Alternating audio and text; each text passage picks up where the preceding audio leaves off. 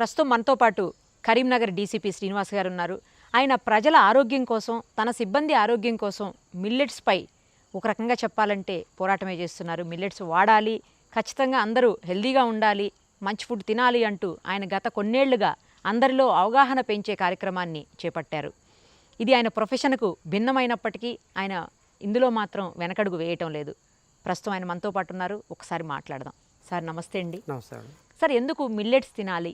చిరుధాన్యాలు తింటే లేకపోతే సిరిధాన్యాలు వాడితే ఆరోగ్యం అందరికీ మంచిగా ఉంటుంది అని చెప్పేసి మీరు గత కొన్నేళ్లుగా ఈ కార్యక్రమాన్ని ముందుకు తీసుకుపోతూ ఉన్నారు. ఎందుకు ఇలాంటి ఆలోచన మీలో? ప్రస్తుతానికి ఒక ప్రపంచవ్యాప్తంగా ఒక సర్వే జరిగింది అన్ని దేశాల్లో. ఆ సర్వే ప్రకారం రాబోయే 2 సంవత్సరాల్లో భారతదేశము youngest nation in the world, అంటే ప్రపంచంలో యూత్ పర్సంటేజ్ ఎక్కువ ఉన్న జనాభా కలిగిన దేశంగా భారతదేశం ఆవిర్భవించబోతుంది. ఓకే. అంటే మన జనాభాలో యూత్ ఎక్కువ మంది ఉంటారు, ఎక్కువ శాతం ఉంటారు. కానీ దురదృష్టవశాత్తు యూత్ పర్సంటేజ్ అయితే పెరుగుతుంది, కానీ వాళ్ళలో ఫిట్నెస్ ఉండట్లేదు. ఇప్పుడున్న జనరేషన్లో ఫిట్నెస్ ఉండట్లేదు. హెల్త్ పరంగా వాళ్ళు 30, 35, 40 ఇయర్స్ వచ్చేటప్పటికి సమస్యలు ఎదుర్కొంటున్నారు. దాన్ని ఎందుకు కారణాలు ఏంటి అని ఒకసారి పరిశీలించి చూస్తే ఈరోజు మనం తీసుకునే ఆహారం, తర్వాత మన యొక్క లైఫ్ స్టైల్, మన జీవన విధానం. మీరు చూడండి, మనం ఏదైనా ఒక ఆరోగ్యకరమైన ఒక చక్కటి ఆహారం తినాలి అని అనుకుంటే మార్కెట్లో దొరకదు. తినాలని మనకున్నా కూడా మనకిప్పుడు మార్కెట్లో అవైలబుల్ ఉన్న ధాన్యాలు కానీ, కూరగాయలు కానీ, పళ్ళు కానీ, ఇంకా ఏ ఆహార పదార్థాలైనా కూడా ఇవి ఆరోగ్యకరంగా లేవు. అంత భయంకరంగా సిచ్యువేషన్ మారిపోయింది. 15-20 సంవత్సరాల క్రితం ప్రజలు గుంపులుగా లైన్లు కట్టి 2 ప్లేసులలో కనిపించేవాళ్ళు. ఒకటి సినిమా థియేటర్ల దగ్గర, 2 రైల్వే స్టేషన్లో టికెట్ల కొరకు. కానీ ఈరోజు హాస్పిటల్ దగ్గర లైన్లలో, క్యూ లైన్లలో కనిపిస్తున్నారు. అత్యధిక ప్రజలు వందలుగా గుంపులుగా హాస్పిటల్లో కనిపిస్తున్నారు. అది శుభపరిణామం కాదు. నెక్స్ట్ జనరేషన్కి, రాబోయే జనరేషన్స్కి చాలా ప్రమాదకరం. అదేవిధంగా యువతలో చూస్తే పెళ్ళైన వాళ్ళలో దాంపత్య జీవితంలో కూడా సమస్యలు వస్తున్నాయి. తర్వాత పిల్లలు పుట్టేకి, పిల్లలు కలిగే దాంట్లో సమస్య, పిల్లలు కలిగేటప్పుడు కూడా సమస్య, ఆ పిల్లలు అయిన తర్వాత వాళ్ళ పిల్లల ఆరోగ్యం సమస్య. అంటే మన యొక్క ఆరోగ్య పరిస్థితులు, ఆ స్టాండర్డ్స్ క్రమంగా తగ్గుతూ వస్తున్నాయి. కారణం మనం తీసుకునే ఆహారం, మన యొక్క జీవన విధానం, లైఫ్ స్టైల్ అండ్ ఫుడ్.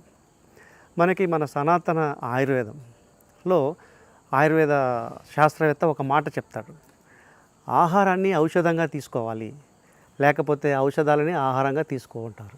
ఇప్పుడు అదే జరుగుతుందేమో సార్. సో ఇప్పుడు గుప్పుడు గోళీలు మింగుతున్నారు ప్రతి ఒక్కరు.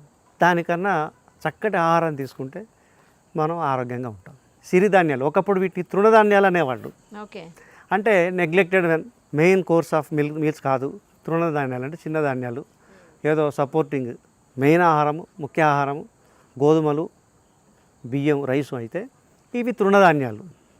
అంటే ఏదో అడపదడప అప్పుడప్పుడు తినదగ్గవి అని పేరు ఉండేది. కానీ ఇప్పుడు అవి సిరిధాన్యాలు అయ్యాయి. అంటే అవి తింటే సిరులు, ఆరోగ్యపు సిరులు. మనం చక్కగా ఆరోగ్యంగా ఉండాలి అంటే సిరిధాన్యం తినాలి. సో అందుకని చెప్పేసి ప్రజల్లోకి ఈ సిరిధాన్యాల్ని ప్రజలు తినాలని, ప్రజల్లోకి ఈ సిరిధాన్యాల్ని తీసుకెళ్లాలని చెప్పేసి ఒక సంకల్పంతో దీని మీద ప్రయత్నం చేస్తున్నాను. ఓకే. కొంతవరకన్నా ఏమన్నా చేంజ్ వచ్చిందా సార్? మీరు చూస్తున్న వాళ్ళల్లో, అంటే మీ సబార్డినేట్స్లో కావచ్చు, మీ కొలీగ్స్లో కావచ్చు, రిలేటివ్స్లో కావచ్చు, లేకపోతే మీకు తెలిసిన ప్రజల్లో కావచ్చు, ఫ్రెండ్స్లో కావచ్చు? తప్పకుండా, డెఫినెట్గా దీంట్లో చాలా మార్పు వచ్చింది. 2013 నుంచి నేను ఈ యొక్క భావనను తీసుకుని వచ్చాను. దాని మీద ప్రయత్నం చేసుకుంటూ వచ్చాను. సిరిధాన్యాలు తింటే ఎందుకు తినాలి, దానివల్ల ప్రయోజనం ఏంటి అని చెప్తూ వస్తున్నాను. తర్వాత అందులో ఆ క్రమంలో నేను గమనించిన ఇంకొక సమస్య ఏంటంటే, దీన్ని ఎలా వండుకోవాలో తెలియట్లేదు ఇప్పటి జనాలకి, ఇప్పటి జనరేషన్కి. ప్రాబ్లం ఉంది. దాని పరిష్కారంగా ఎలా వండుకోవాలో కూడా నేను తయారు చేశాను. ఒక 100 వంటకాలు తయారు చేశాను. 100 వంటలు కూడా ఇప్పుడు నేను తయారు చేసి సో ఇది సామాజిక మాధ్యమాల ద్వారా ప్రజలందరికీ అందుబాటులో ఫ్రీ ఆఫ్ కాస్ట్ ఉండేట్టుగా ప్రయత్నం చేస్తున్నాను. సార్, ఇప్పుడు మీరు 100 రకాల వంటకాలు చేయొచ్చు సిరిధాన్యాలతో అంటున్నారు. ఆ 100 రకాల వంటకాల్లో ఏ టైప్ ఉంటుంది? అంటే అది మార్నింగ్ తీసుకునే బ్రేక్ఫాస్ట్గా ఉంటుందా, లంచా, డిన్నరా, ఏది? ఇప్పుడు మనము ప్రస్తుతము రైస్ తింటున్నాం. ఎన్ని పూటలు తింటున్నాం? 2 times తింటాం. ఇది కూడా అంతే. అయితే ఇది 3 పూటల్లో తినచ్చు. ఉదయం దోశలు వేసుకోవచ్చు, ఇడ్లీ చేసుకోవచ్చు, పొంగల్ చేసుకోవచ్చు, ఉప్మా చేసుకోవచ్చు. ఈ 4 వెరైటీలు మార్నింగ్ బ్రేక్ఫాస్ట్ తినొచ్చు. తర్వాత మధ్యాహ్నం లంచ్లో సాంబార్ రైస్, ఓకే. బిర్యానీ, పులావ్, ఇంకా రకరకాల డిషెస్ అన్నీ మీరు మధ్యాహ్నం తినేట్టుగా చేసుకొని తినొచ్చు. సేమ్ నైట్ కూడా అంతే. కానీ యాక్చువల్గా సిరిధాన్యాలతో చేస్తే ఎక్కువ టేస్ట్ ఉండదు, అది ఎక్కువ తినాలి అనిపించదు అని కూడా కొంతమంది అంటూ ఉంటారు సార్, నిజమా అది? అది తప్పు. వండే విధానం అనేది ఇప్పుడు జనరేషన్ మర్చిపోయింది. ఒక జనరేషన్ నుంచి ఈ జనరేషన్కి వచ్చేటప్పుడు మధ్యలో గ్యాప్ వచ్చేసి అసలు పరిచయమే లేకుండా అయిపోయింది. గతంలో ఇదే ధాన్యాలతో ఒక 50 సంవత్సరాల క్రితం చాలా చక్కగా రుచిగా చేసుకొని తినేవాళ్ళు.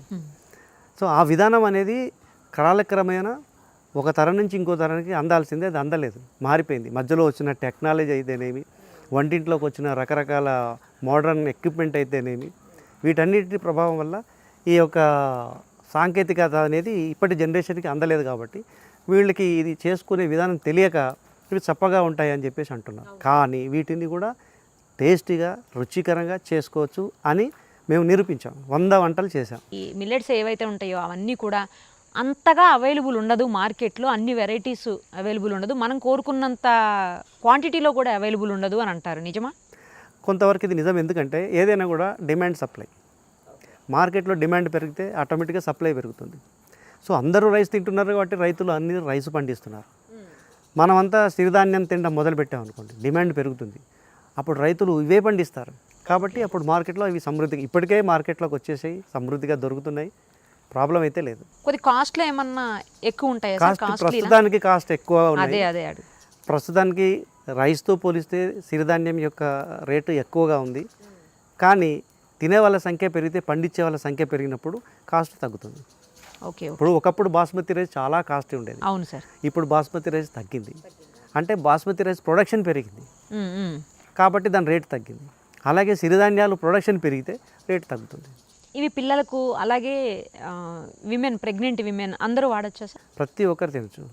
మాకు నేను హైదరాబాద్లో ఉన్నప్పుడు, సైబరాబాద్లో ఉన్నప్పుడు మా దగ్గర మెడికల్ క్యాంపు కండక్ట్ చేస్తే వచ్చిన డాక్టర్లో ఒక గైనకాలజిస్ట్ ఉండింది. ఓకే మేడం, ఆమె పర్టికులర్గా ఫెర్టిలిటీ మీద స్పెషలిస్ట్. ఓకే. అది గచ్చిబౌలి ఏరియా మొత్తం సాఫ్ట్వేర్ ఇంజనీర్స్ ఉంటారు. వైఫ్ అండ్ హస్బెండ్ ఎప్పుడు ఏసీలో పనిచేస్తారు కాబట్టి వాళ్ళలో ఇన్ఫెర్టిలిటీ ప్రాబ్లం, అంటే సెక్సువల్ ప్రాబ్లం కాదు, ఫెర్టిలిటీ రేట్ తక్కువగా ఉంటుంది. Okay okay fine. కన్సెప్షన్ తక్కువ. దాని మీద మేడం ఈ సిరిధాన్యాలతో ప్రయోగం చేస్తే 3 నెలల్లో 10 మందిని ట్రయల్గా తీసుకుంటే 3 నెలల్లో 7గురికి ప్రెగ్నెన్సీ వచ్చింది. సక్సెస్ రేట్ ఆ విధంగా వచ్చింది. నేను అడిగాను, మేడం, అంటే నాకు అప్పటికి తెలియదు, ఓకే మేడం మల్లెట్కి ప్రెగ్నెన్సీకి ఏంటి సంబంధం అంటే తను ఒకే మాట చెప్పింది, ఎప్పుడైతే మనం పంట పండించే సాయిల్ రిచ్గా ఉంటుందో, న్యూట్రిషన్ రిచ్గా ఉంటుందో మొక్క బలంగా పెరుగుతుందని చెప్పింది. ఇది కూడా అంతే. సో మిల్లెట్లో ఉండే న్యూట్రిషన్ సమృద్ధిగా లభించినప్పుడు ఆటోమేటిక్గా మనలో కెపాసిటీ పెరుగుతుంది. ఓకే సార్, ఇప్పుడు కొంతమంది డయాబెటిక్ ఉంటారు, తర్వాత హైపర్ టెన్షన్, ఇలాంటి అన్నీ ఇంకా చాలా రకాల డిసీజులు ఉన్న వాళ్ళు ఉంటారు. అలాంటి వాళ్ళందరూ ఇవి తినచ్చా? డయాబెటిక్ వాళ్ళు తినడం మొదలు పెడితే డే 1 నుండి నాన్ డయాబెటిక్ అవుతారు. అవునా? ఎస్. 3 పూటలు ఈ ఫుడ్డే తినాలి. 3 పూటలు. ప్రూవ్డా సార్ ఆ విషయం? ప్రూవ్డ్. మీరు టెస్ట్ చేసుకోవచ్చు. ఓన్లీ సిరిధాన్యం ఫుడ్ మార్నింగ్, మధ్యాహ్నం, నైట్ తింటే నాన్ డయాబెటిక్ అవుతారు. మీ షుగర్ లెవెల్స్ కంట్రోల్లో ఉంటాయి. బీపీ ఉన్నవాళ్ళు బీపీ నార్మల్కి వస్తుంది. ఓకే. తర్వాత కొంతమందికి డౌట్ ఉంటుంది, థైరాయిడ్ ప్రాబ్లం ఉన్నవాళ్ళు సిరిధాన్యాలు తినొచ్చా? సోషల్ మాధ్యమాలలో కూడా కొంతమంది చెప్పేస్తున్నారు ఏంటంటే థైరాయిడ్ ప్రాబ్లం ఉన్నవాళ్ళు సిరిధాన్యాలు తినకూడదు, తింటే థైరాయిడ్ పెరుగుతుంది అని. తప్పు. సిరిధాన్యాలకి థైరాయిడ్కి సంబంధం లేదు. ఓకే. థైరాయిడ్లో 2 రకాలుగా ఉన్నాయి. ఒకటి అయోడిన్ యొక్క శాతం తగ్గితే వచ్చే థైరాయిడ్ ఒక రకమైతే, అయోడిన్ శాతం కావాల్సిన దానికన్నా ఎక్కువ ఉన్నప్పుడు వచ్చే థైరాయిడ్ ప్రాబ్లం ఇంకొకటి. ప్రస్తుతం జనాభాలో 100కి 6, 100కి 10 మందిలో 3 లేదా 4 థైరాయిడ్ ప్రాబ్లంతో బాధపడుతున్నారు. ఇవన్నీ కూడా ఈ యొక్క అయోడిన్ ఎక్కువ ఉండవలసిన దానికన్నా ఎక్కువ ఉండడం వల్ల వచ్చే థైరాయిడ్ ప్రాబ్లమే. అంటే ఇది ఒక రకమైన పాయిజన్ డిపాజిట్ లాగా తయారవుతుంది. ఇంకా సిరిధాన్యం తినడం వల్ల ఇవన్నీ కూడా ఎలిమినేట్ అవుతాయి బాడీ నుండి, శుద్ధి చేస్తారు, కణజాలం అంతా కూడా శుద్ధి పడుతుంది. సో ఆ ప్రాబ్లం కూడా సాల్వ్ అవుతుంది. ఫైనల్గా ఒక డౌట్ సార్, ఇవి తింటే తొందరగా డైజెషన్ ఉండదు, ఇండైజెషన్ ప్రాబ్లం ఉంటుంది అని అంటారు, నిజమా? Defence food research laboratory Mysore వాళ్ళు ఇదే మిల్లెట్స్ మీద వాళ్ళు పరిశోధన చేసి వాళ్ళ యొక్క ఆన్లైన్ జర్నల్లో ఒక పేపర్ పబ్లిష్ చేశారు. ఓకే. దాంట్లో వాళ్ళు పరిశోధన చేసి చెప్పారు ఏంటంటే సింగిల్ మిల్లెటే కాదు, మల్టీ మిల్లెట్ మిక్స్ కూడా, అంటే 4-5 రకాల మిల్లెట్ కలిపి ఓకే. చేసిన వంటకం కూడా చాలా సులభంగా జీర్ణమవుద్ది. తర్వాత న్యూట్రిషన్ పరంగా ఒక మిల్లెట్ కన్నా ఒక 4-5 కలపడం వల్ల ఎక్కువ న్యూట్రిషన్ దొరుకుతుంది అని చెప్పేసి చెప్పారు. జనరల్గా ఎవరైనా ఆరోగ్యంగా ఉన్నారా లేదా ఈ రోజుల్లో కనుక్కోవాలంటే ఏం చేస్తున్నాం మనం? టెస్టులు, బాడీ మొత్తం టోటల్ బాడీ చెకప్ అంటున్నాం.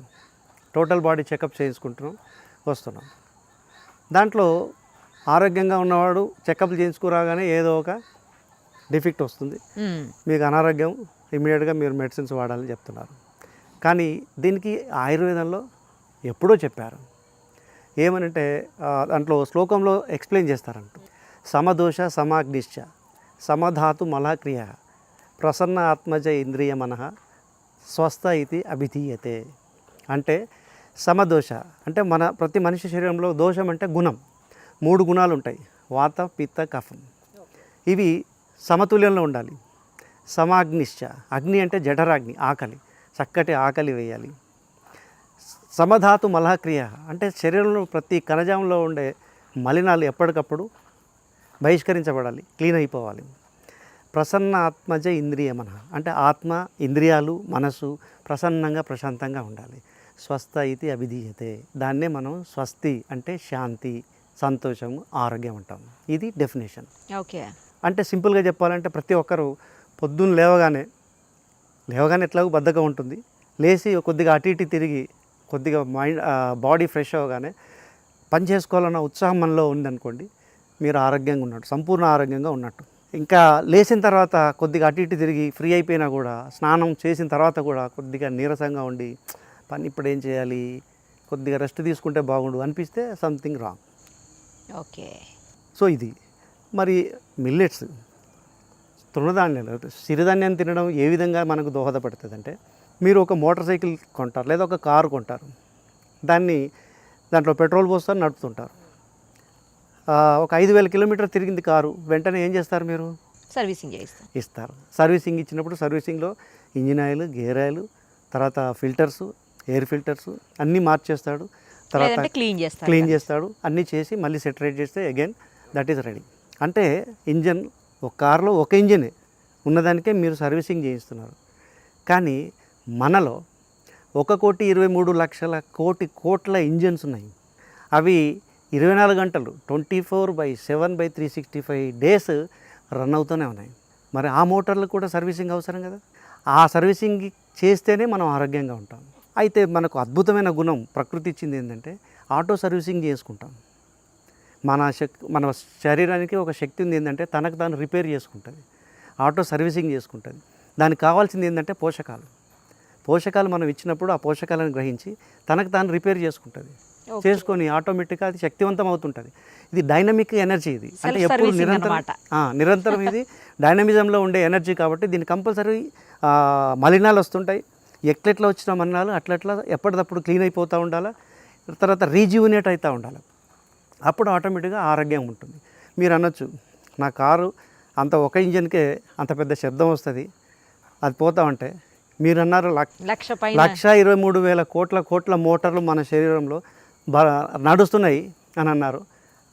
ఎస్, నడుస్తున్నాయి. అవి ప్రతి కణంలో ఉన్న మోటార్ పేరు మైటోకాండ్రియా. ఓకే.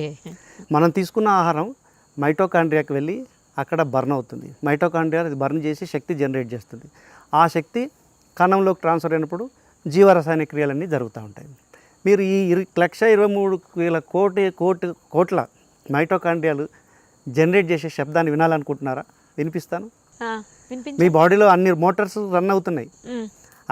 అవి ఉత్పత్తి చేసే శబ్దాన్ని మీరు వినాలనుకుంటున్నారా? ఎస్. ఓసారి కళ్ళు మూసుకొని 2 వేళ్లతో మీ 2 చెవులు మూసుకోండి. Just close your eyes and close your years. కళ్ళు మూసుకోండి.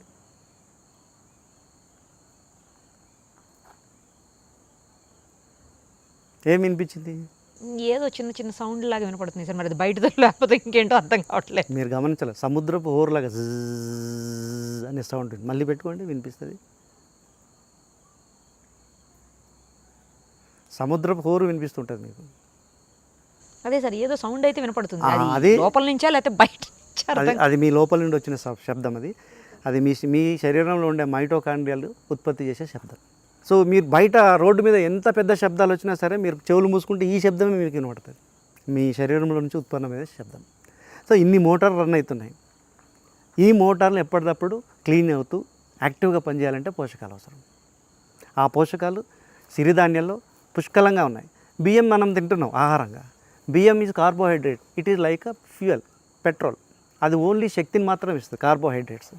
కానీ మిగతా కణజాల ఉత్పత్తికి, మన కండరాల నిర్మాణానికి, ఎముకల నిర్మాణానికి, మన యొక్క నాడీ నిర్మాణానికి, వీటన్నిటికీ పోషకాలు కావాలి, ఖనిజ లవణాలు కావాలి, విటమిన్లు కావాలి, ప్రోటీన్లు కావాలి. ఇవన్నీ కూడా సిరిధాన్యాల్లో సమృద్ధిగా ఉన్నాయి.